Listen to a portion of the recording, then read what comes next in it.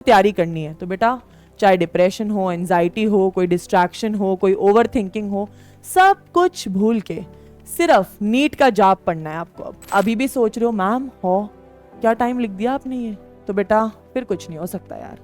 मेहनत करनी है तो झोंकनी भी पड़ेगी, रिजल्ट्स चाहिए तो करो मेहनत। 13 से 15 घंटे की सिटिंग डालने की आदत डालो।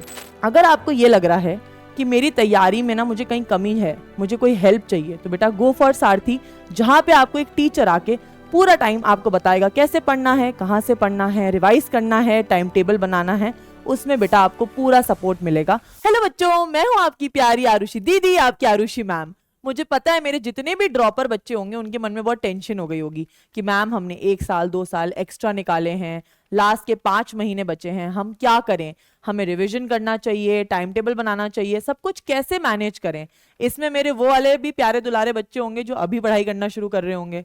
तो बेटा बिल्कुल चिंता मत करिए, आज मैं उसी चीज के लिए आपकी हेल्प करने आई हूँ, आपकी लाइफ में चीजें थोड़ी सॉर्ट करने आई हूँ, इसलिए आप ये वीडियो भी देख रहे हैं। तो आइए बात करते हैं मेरे 2 कैटेगरी ऑफ स्टूडेंट्स की। अभी इस टाइम इधर 2 टाइप के बच्चे आते हैं। पहले वो जो लोग अभी कंटिन्यूस रिवीजन कर रहे हैं या वो रेगुलर हैं अपनी स्टडीज के साथ, मतलब साल के शुरुआत से पढ़ाई करते आ रहे हैं, मतलब रेगुलर स्टूडेंट।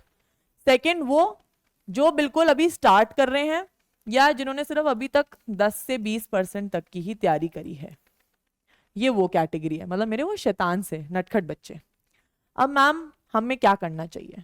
बेटा अगर आप ये बच्चे हैं तो आपने मन में एक चीज ठान लीजिए, एकदम पीक टाइम आ गया, वो था ना जब वॉर करने जाते हैं तो एकदम लड़ाई का पीक समय, जब तलवार निकाल के ऐसे गले वाले काटने हैं, तो वो टाइम आ चुका है कि आपको एकदम बिल्कुल जोर शोर से करना है आपको, अब बिल्कुल मेहनत झोंक के।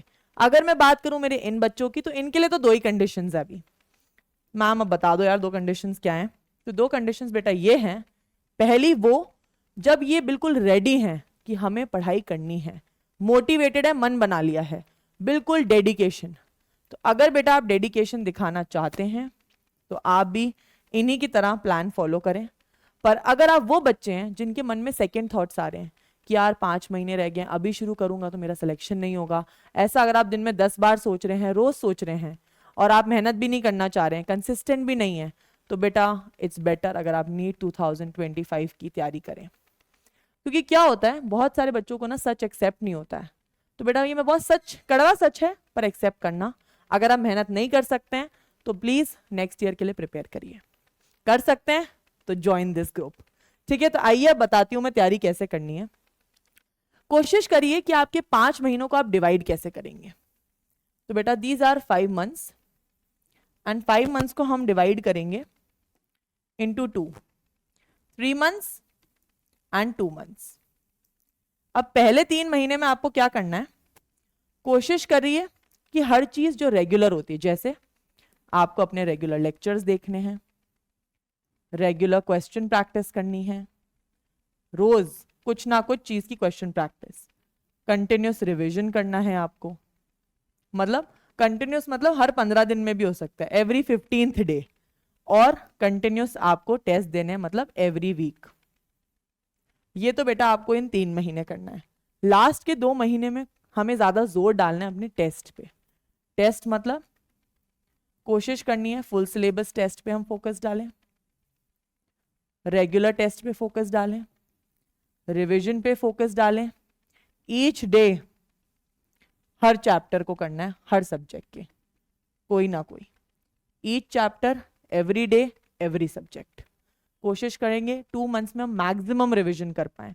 मतलब आप मान लो कि आपका दिसंबर, जनवरी, फरवरी आपके 3 महीने हो गए, आपका मार्च और जो अप्रैल है इसमें बेटा आपका एक एक बार और रिवीजन हो जाए, तो ओवरऑल आपका 3 बार रिवीजन हो जाएगा, एक बार इन 3 महीने का मिला के, एक बार ये, एक बार ये, तो टोटल 3 रिवीजन मारने हैं हमको अभी। अब हमें कैसे मारने हैं मैम, वो गाइड कर दो आप पहले। Let's start. सबसे पहले अपनी बेटा सिटिंग बढ़ाएं, कोशिश करें 13 से 15 घंटे पढ़ने की आदत डालें। अगर आप बेटा अभी भी सोच रहे हो मैम हो क्या टाइम लिख दिया आपने ये, तो बेटा फिर कुछ नहीं हो सकता यार। मेहनत करनी है तो झोंकनी भी पड़ेगी, रिजल्ट्स चाहिए तो करो मेहनत। 13 से 15 घंटे की सिटिंग डालने की आदत डालो, एवरेज 14 घंटे लगाने ही पड़ेंगे। दूसरी चीज, कोशिश करो follow 2 subjects a day.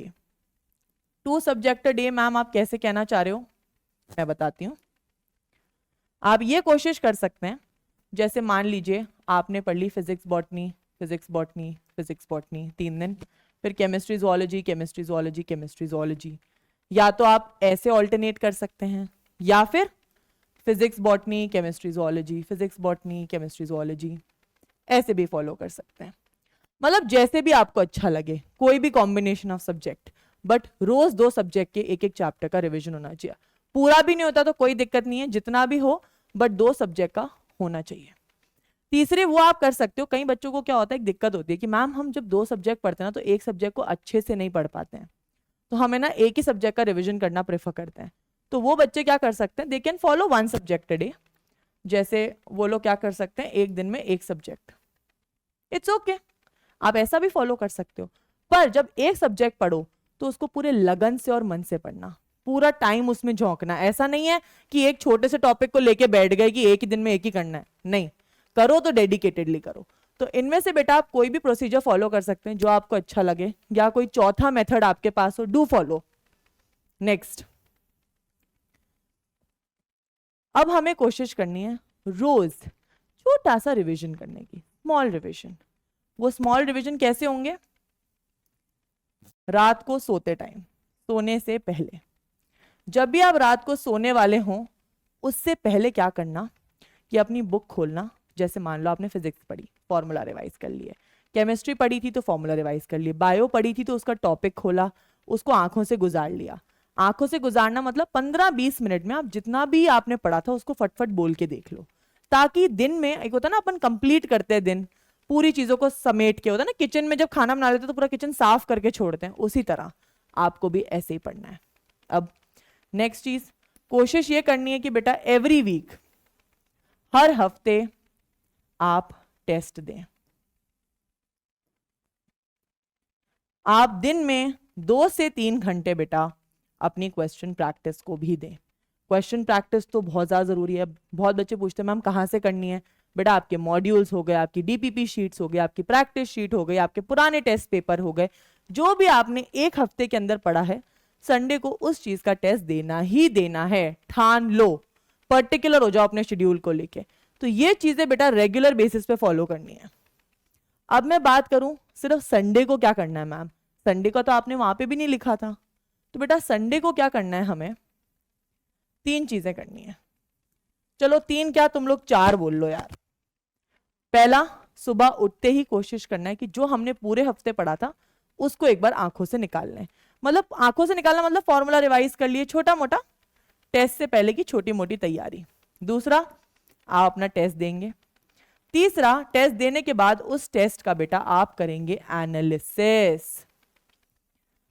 Ma'am analysis कैसे करना है, क्वेश्चन पेपर में जो भी क्वेश्चन गलत हुए हैं उन क्वेश्चंस में देखो कौन से चैप्टर के गलत हुए हैं, फिर जाके उन चैप्टर्स को रिवाइज करो, उनकी क्वेश्चन प्रैक्टिस बढ़ाओ। तो बेटा इससे क्या होता है, आप अपनी गलतियों से सीखते हैं, आपकी गलतियां रिपीट नहीं होंगी। तो test analysis is a very important part. तो हर संडे ये 3 स्टेप्स तो फॉलो ही होने चाहिए। चौथा step, you can enjoy and chill. ठीक है, कभी कभी थोड़ा बहुत रेस्ट दिमाग को देना चाहिए, बट क्योंकि 5 महीने रह गए तो ज्यादा चिल भी नहीं करेंगे हम लोग। तो बेटा इसी तरह अगर आप सारे स्टेप्स फॉलो करेंगे तो बिल्कुल आप इन 5 महीने के अंदर प्रॉपर शेड्यूलिंग कर सकते हैं। एक आखिरी चीज, अगर आपको ये लग रहा है कि मेरी तैयारी में ना मुझे कहीं कमी है, मुझे कोई हेल्प चाहिए, तो बेटा गो फॉर सारथी, जहां पे आपको एक टीचर आके पूरा टाइम आपको बताएगा कैसे पढ़ना है, कहाँ से पढ़ना है, रिवाइज करना है, टाइम टेबल बनाना है। उसमें बेटा आपको पूरा सपोर्ट मिलेगा। उसके लिए आप कूपन कोड यूज कर सकते हैं SY15, जिससे आपको 15% डिस्काउंट मिलेगा एंड बहुत सारी सर्विसेज अवेल होंगी। अब जाओ फट से अपना टाइम टेबल बनाओ, पूरा शेड्यूल लिखो, कैसे आप सब कुछ करोगे, एंड बेटा इस बार नीट फोड़ना ही है। तुम लोग भी कर सकते हो, हर बच्चा कर सकता है बेटा जो ये वीडियो देख रहा है। मेरी मानो, सारी टेंशन फेंको साइड में एंड मुस्कुराओ एंड पढ़ने बैठ जाओ। Thank you.